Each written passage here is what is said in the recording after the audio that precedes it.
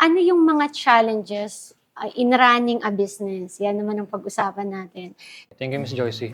Bali, yung biggest challenge namin sa business is yung people talaga. So for example, ang challenge nila is yung character. Once na na-coach natin sila, na-mentor natin sila ng ayos as leaders, di ba? Pag nag-perform sila and na-convert natin, na bumaling sila sa company, hindi sa ibang co-employees nila na toxic, di ba? So, mas magiging influential pa sila para mag-lead ng mga tao na align sa company. Kung mako-convert natin tong isang taong to, di ba? Na kailangan pala niya ng tulong, kailangan pala niya ng coaching, mentorship, ang laki din ng impact. Totoo yan.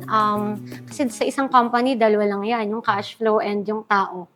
Ang kailangan nating i-check. So sa tao, yun yung na parang meron tayo sa mga employee natin na talagang makakatulong para makapagpag-grow ng company. And yun, we need to check kung sino yun.